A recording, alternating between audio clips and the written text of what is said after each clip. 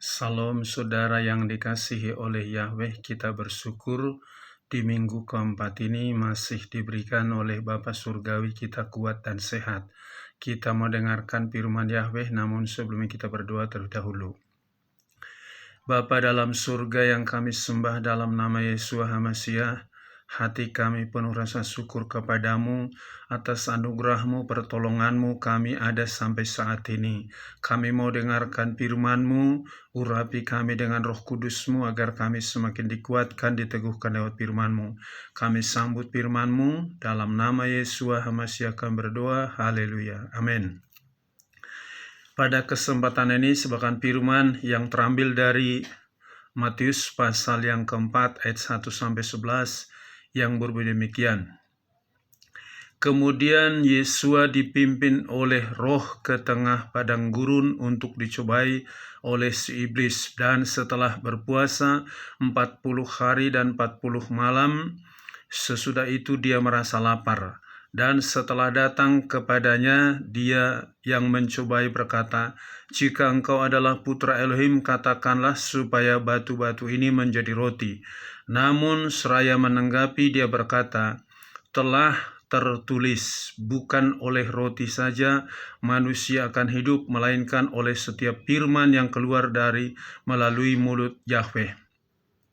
Kemudian si iblis membawa dia ke kota yang suci dan menempatkannya di atas puncak bait suci. Dan dia berkata kepadanya, "Jika engkau putra Elohim, jatuhkanlah dirimu ke bawah, karena telah tertulis bahwa dia akan memerintahkan kepada para malaikatnya berkenaan dengan engkau.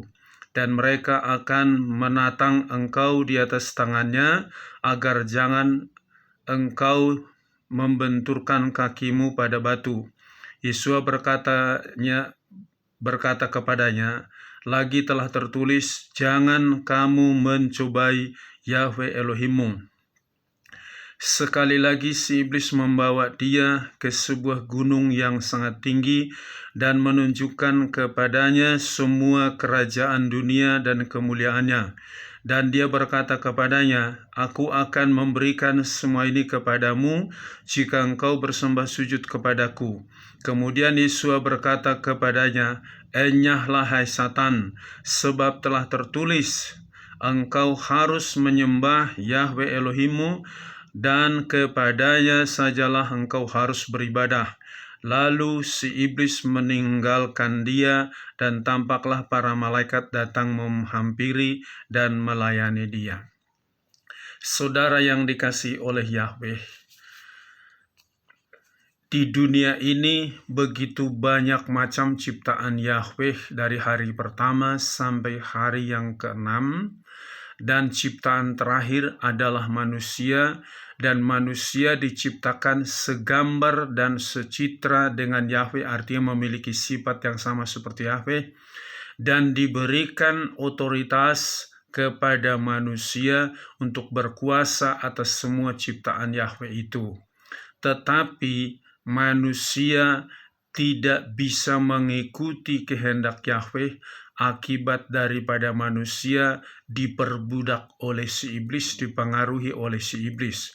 Hari ini saya berikan temanya, jangan ikuti kemauan si iblis. Sekali lagi, jangan ikuti kemauan si iblis.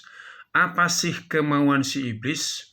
Kemauan si iblis agar manusia selalu memberontak kepada Yahweh, melanggar firman Yahweh, melawan Yahweh, tidak taat pada firman-Nya, supaya manusia dihukum sama seperti si iblis, dihukum dibuang dari surga ke bumi karena dia menyombongkan diri, angkuh sombong sehingga dia dibuang ke bumi.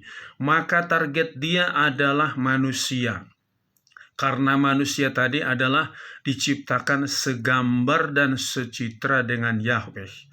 Hari ini mari kita pelajari baik-baik apa akibat daripada manusia kalau mengikuti kemauan daripada si iblis. Yang pertama-tama akibat daripada manusia mengikuti kemauan si iblis, hati manusia berubah menjadi gelisah, takut, dan cemas. Kita ingat ketika Adam dan Hawa setelah yaitu melanggar atau memakan buah pohon yang dilarang oleh Yahweh itu, di dalam Kejadian pasal 3 ayat yang ke-8 dan 9. Ketika mereka mendengar bunyi langkah Yahweh Elohim yang sedang berjalan dalam taman itu pada waktu hari sejuk, Adam dan istrinya menyembunyikan diri mereka dari hadapan Yahweh Elohim di antara pohon-pohon yang di tengah taman itu. Tetapi Yahweh Elohim memanggil Adam dan berfirman kepadanya, "Di manakah engkau?" Dan dia menjawab, "Aku mendengar suaramu di taman, lalu merasa takut, karena aku telanjang, maka aku bersembunyi." Orang yang selalu mengikuti kemauan si iblis itu selalu dihantui rasa takut, cemas, bimbang, dan gelisah. Sebelum Adam dan Hawa mau makan buah pohon yang dilarang oleh Yahweh, hati mereka tenang, damai, sejahtera, tentram, tidak ada kegelisahan. Yang kedua, orang yang mengikuti kemauan si iblis, hidupnya selalu sengsara dan kena kutuk. Di Kejadian pasal 3 ayat 16 sampai 19 yang berbunyi demikian. Kepada wanita itu dia berfirman, "Aku akan sangat memperbanyak penderitaanmu dan kehamilanmu. Dalam kesakitan kamu akan melahirkan anak-anak, tetapi kepada suamimu birahimu tetap, dan dia akan berkuasa atasmu." Dan kepada Adam dia berfirman, "Karena engkau telah mendengarkan apa yang dikatakan istrimu, dan telah memakan dari pohon yang telah aku perintahkan kepadamu dengan berkata, 'Jangan kamu makan daripadanya,' maka terkutuklah tanah karena kamu. Dengan bersusah payah engkau akan mencari nafkah dari tanah itu seumur hidupmu, dan dia akan menghasilkan semak duri dan tanaman berduri bagimu, dan engkau akan makan tumbuh-tumbuhan di padang. Dengan cucuran keringat di wajahmu engkau akan makan roti sampai engkau kembali kepada tanah, karena dari situlah engkau telah diambil, sebab engkau debu, dan kepada debu engkau kembali." Kita perhatikan di sini orang yang menuruti kemauan si iblis, hidupnya pasti sengsara dan kena kutuk. Adam dan Hawa dikutuk oleh Yahweh karena tidak taat pada firman Yahweh. Perempuan sampai hari ini selalu sakit melahirkan. Pria mencari nafkah susah, manusia harus mengalami kematian. Dan kita tahu akibat daripada mengikuti kemauan si iblis, manusia harus mengalami kematian. Ya, kita tahu bahwa kematian itu betul-betul membawa manusia kepada hukuman yang kekal dalam Wahyu pasal 21 ayat yang ke-8 yang berbunyi demikian. "Namun bagi mereka pengecut, juga bagi yang tidak percaya dan yang merusak, dan bagi para pembunuh, dan bagi para penjinah, dan bagi para penyihir, dan bagi para penyembah berhala, dan semua orang yang berdusta, bagian mereka ada dalam lautan yang dinyalakan oleh api dan belerang, yang adalah kematian kedua." Orang yang menuruti kemauan si iblis pasti masuk neraka, tidak ada ampun. Ini jelas dikatakan, mereka yang menuruti kemauan dagingnya, pembunuh, penjinah, penyihir, penyembah berhala, pendusta, semua itu akan masuk ke dalam api neraka. Jadi, kalau kita tahu menuruti kemauan si iblis itu adalah berbahaya, Jangan lagi engkau seperti Adam dan Hawa, apa yang diperintahkan oleh si iblis engkau ikuti, tetapi engkau harus lawan daripada si iblis itu. Nah, apa yang diperalat oleh iblis yaitu keinginan mata, keinginan daging, harga diri, atau keangkuhan hidup. Ya, segala keinginan manusia itu keinginan daging, keinginan mata, harga diri, keangkuhan hidup, atau harga diri. Iblis menggoda Hawa dengan mengatakan, makan saja buah pohon itu, engkau tidak akan mati. Itu diputarbalikkan oleh si iblis firman Yahweh itu. Dikatakan demikian di ayat Kejadian pasal 3 ayat 4. Namun ular itu berkata kepada wanita itu, kamu sekali-kali tidak akan mati, karena Elohim mengetahui bahwa pada saat kamu makan buah itu, matamu akan terbuka dan kamu akan menjadi sama seperti Elohim, yaitu mengetahui yang baik dan yang jahat. Dan wanita itu melihat bahwa pohon itu baik sebagai makanan, dan karena daya tariknya bagi mata, serta pohon yang diinginkan untuk menjadikan bijaksana, maka dia memetik buahnya dan memakannya, dan juga memberikannya kepada suaminya yang ada bersamanya, dan dia memakannya. Saudara lihat di sini, ular memutarbalikkan firman itu. Kamu sekali-kali tidak akan mati, karena Elohim mengetahui bahwa pada saat kamu makan buah pohon itu, matamu akan terbuka. Ini keinginan mata tadi. Dikatakan, dan kamu akan sama seperti Elohim. Padahal itu kebalikannya, justru manusia hilang kemuliaan Elohim dari dirinya ketika melanggar firman Yahweh seperti si iblis. Karena itulah rencana jahat daripada si iblis.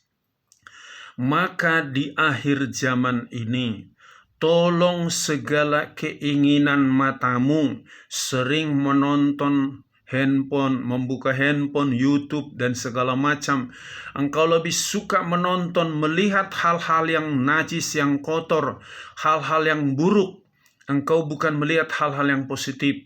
Dan segala keinginan dagingmu hanya memuaskan hawa nafsu. Begitu ada uang, berpoya-poya, mabuk, pesta pora, melakukan hal-hal yang tidak baik.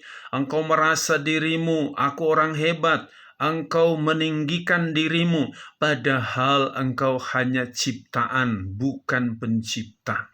Itu rekayasa daripada si iblis supaya engkau selalu menuruti keinginan dagingmu. Karena orang yang menuruti keinginan dagingnya adalah perseteruan dengan Yahweh di dalam Roma pasal 8 ayat yang ke-7. Jadi Adam dan Hawa diputarbalikkan firman Yahweh oleh si iblis sehingga menuruti keinginan matanya, menuruti keinginan dagingnya, menuruti keangkuhan hidupnya. Maka waspadalah, jangan pernah engkau menuruti atau melakukan kemauan daripada si iblis. Ingat, ujung-ujungnya hidupmu hanya akan masuk ke dalam api neraka. Seperti dalam kitab Wahyu tadi dikatakan dengan jelas. Ketika Yeshua HaMashiach datang ke dunia, sama juga dicobai oleh si iblis. Sampai 3 kali Tuhan Yesus dicobai si iblis. Maka Tuhan Yesus juga menang atas pencobaan daripada si iblis. Yang pertama-tama tadi, ubah batu ini menjadi roti. Tuhan Yesus katakan, manusia hidup bukan dari roti saja, melainkan setiap firman yang keluar melalui mulut Yahweh itu. Sekarang bagaimana caranya agar kita tidak mengikuti kemauan si iblis? Pertama-tama kita harus hidup di dalam Yeshua HaMashiach. Di dalam Yohanes pasal 14 dikatakan, bahwa dalam Yohanes 14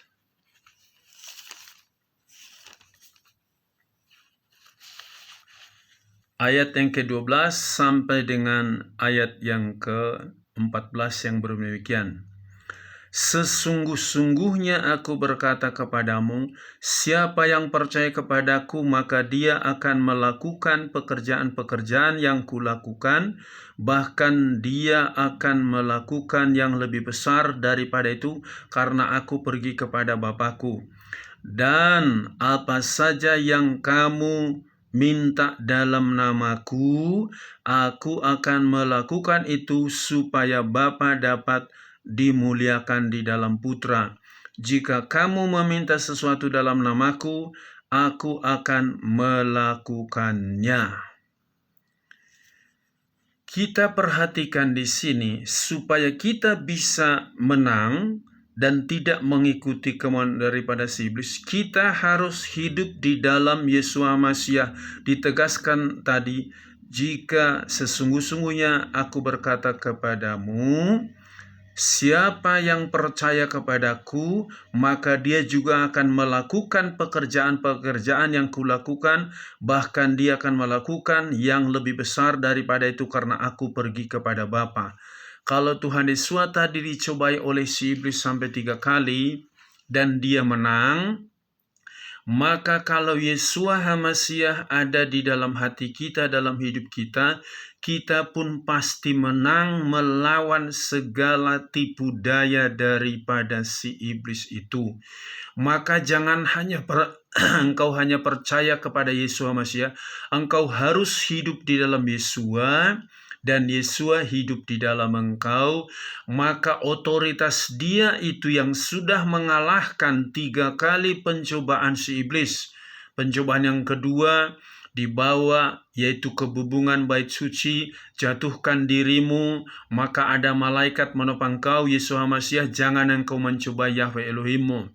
Pencobaan yang ketiga dibawa ke atas bukit yang tinggi, memperlihatkan keindahan dunia ini.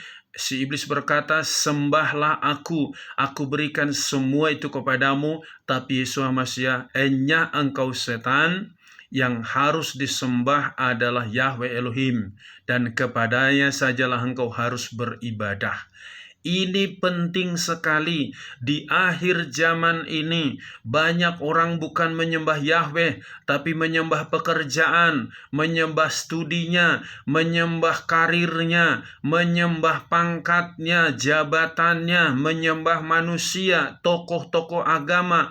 Padahal itu tidak menyelamatkan engkau. Harusnya yang kau sembah adalah Yahweh itu. Jadi supaya kita bisa menang untuk menghadapi segala kemauan iblis itu, kita harus tinggal di dalam Yeshua. Yang kedua, kita harus berpegang teguh pada firman Yahweh.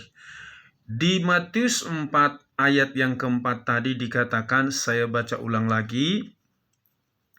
Namun seraya menanggapi dia berkata, telah tertulis, bukan oleh roti saja manusia akan hidup, melainkan oleh setiap firman yang keluar melalui mulut Yahweh.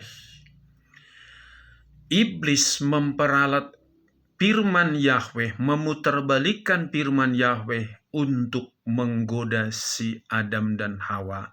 Tetapi Yesus mengatakan tetap berpegang teguh pada firman Yahweh. Yohanes 17 ayat 17, kuduskanlah mereka dalam kebenaran, firman-Mu adalah kebenaran. Di dalam Yesua pasal 1 ayat 8 dan 9, kitab Taurat ini tidak boleh menjauh dari mulutmu, dan engkau harus merenungkannya siang dan malam, dan engkau dapat berhati-hati bertindak menurut seluruh apa yang tertulis di dalamnya. Dengan demikian engkau dapat membuat jalanmu berhasil dan kemudian dapat bertindak bijaksana. Jika engkau selalu merenungkan Taurat Yahweh, engkau pasti bisa melawan setiap tipu daya daripada si iblis. Jadi berpegang teguh kepada firman Yahweh dan melakukannya. Jangan seperti Adam dan Hawa tadi ketika dikatakan kamu makan saja buah pohon yang di tengah taman ini, kau tidak akan mati, tapi kau sama seperti Yahweh. Adam dan Hawa terpengaruh dan mengikuti kemauan si iblis, makanya jatuh dalam dosa. Tetapi menjelang kedatangan Yeshua HaMasyiah yang sebentar lagi akan datang, tetap berpegang teguh pada firman Yahweh, jangan goyah imanmu menghadapi keadaan apapun. Yang ketiga, kita harus selalu dipenuhi Roh Kudus setiap saat. Di dalam Yohanes 14 ayat 26, namun penghibur yakni Roh Kudus yang akan Bapa utus dalam namaku, dia akan mengajar kamu segala sesuatu yang telah kukatakan kepadamu. Kehadiran Roh Kudus memberikan kemenangan bagi kita, karena yang kita lawan itu adalah roh. Makanya kita dikasih Roh Kudus. Roh iblis itu roh gelap, Roh Kudus itu roh terang. Terang dengan gelap tidak bisa bersatu. Kalau ada Roh Kudus dalam hati kita, kita nggak mungkin melakukan hal-hal kegelapan, perbuatan-perbuatan sejahat. Justru kita menyerang segala perbuatan sejahat itu dan mengalahkannya. Maka kita harus benar-benar dipenuhi Roh Kudus. Kisah Rasul 1 ayat 8, kamu akan menerima kuasa kalau Roh Kudus turun ke atas kamu, kamu akan menjadi saksiku Yerusalem, Yudea, Samaria, sampai ke ujung bumi. Kehadiran Roh Kudus dalam diri kita membuat kita berbeda dengan yang lain, punya keberanian melawan segala tipu muslihat daripada si iblis. Karena dikatakan dalam 2 Korintus pasal 3 ayat 17, bahwa Yahweh itu adalah roh. Di mana ada roh Yahweh, di situ ada kemerdekaan.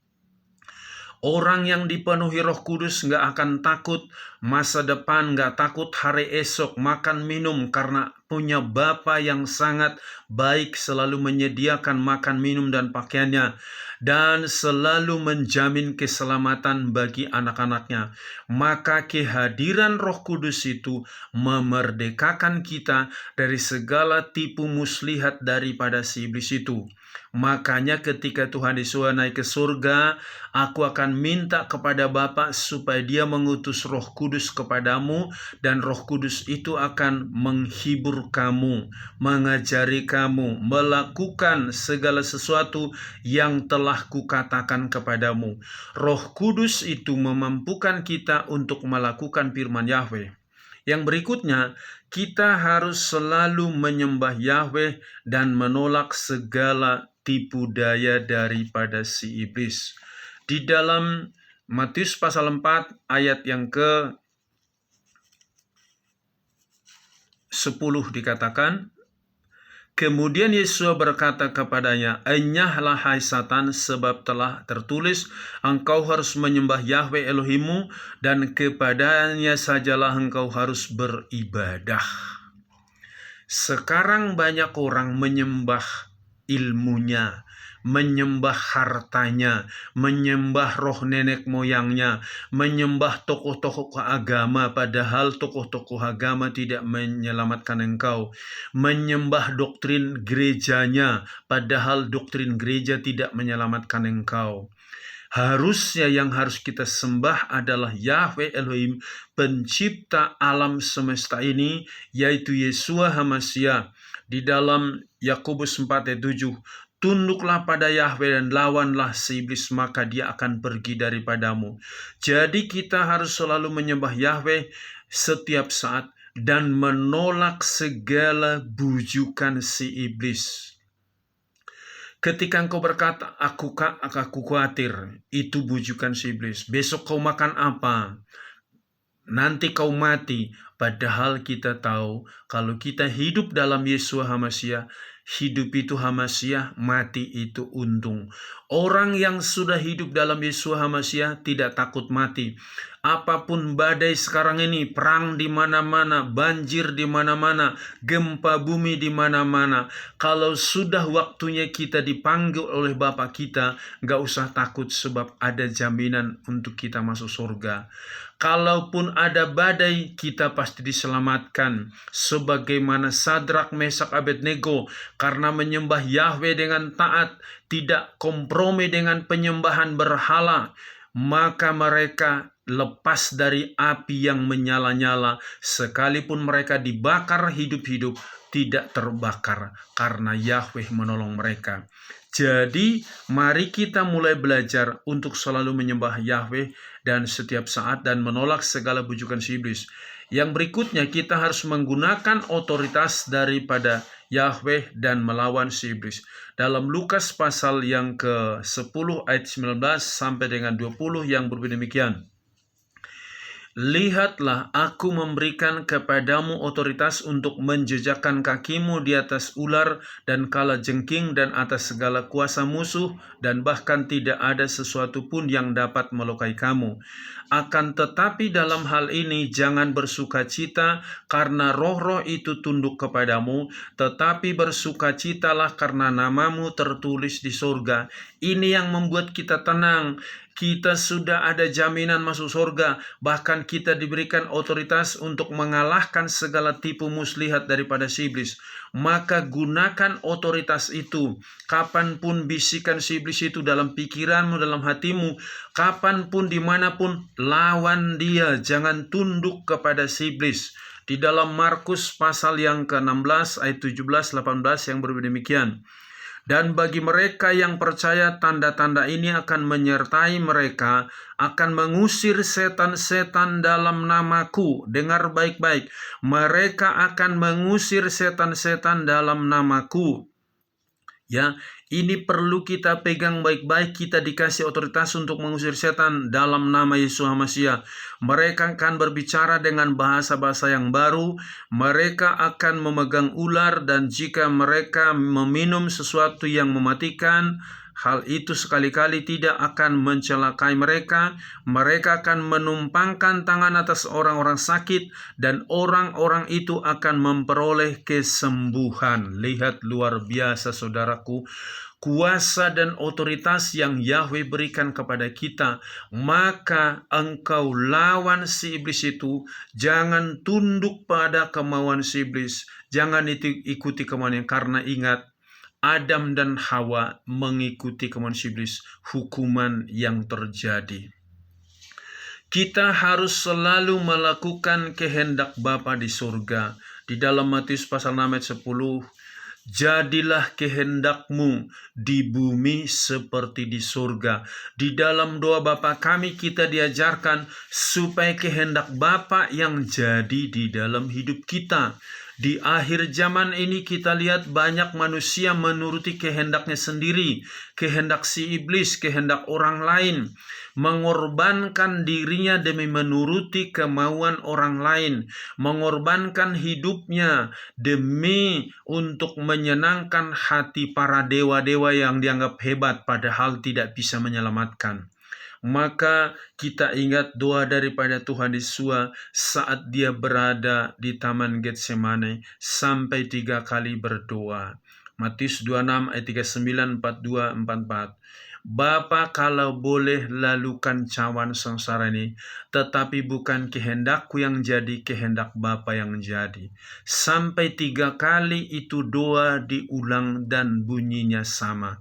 Dalam hidup kita sehari-hari, di zaman akhir ini, lakukanlah kehendak Bapa, kapanpun, dimanapun, di tempat pekerjaanmu, tempat usahamu, di tempat engkau kuliah, sekolah, di mana engkau tinggal, lakukan kehendak Bapa, maka engkau menjadi pemenang melawan segala tipu muslihat daripada si iblis, dan engkau pasti selamat. Maka jangan ikuti kemauan si iblis, tapi ikutin kemauan Bapa di surga.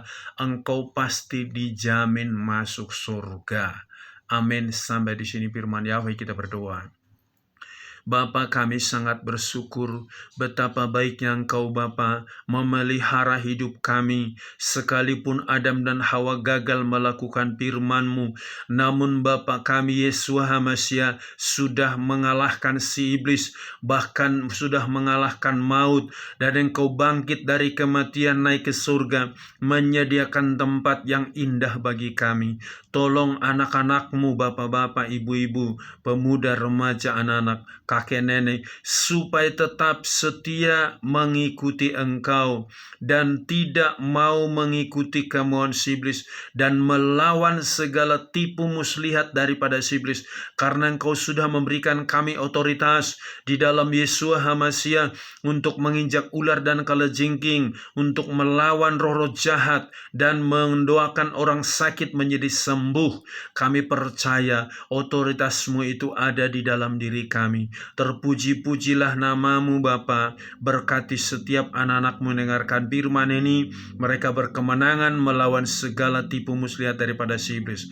Berkati seluruh gereja-Mu, hamba-hamba-Mu, persatukan semua bangsa dan negara kami berkati. Dalam nama Yesus HaMasiah kami berdoa. Haleluya. Amin. Salam. Yahweh berkati.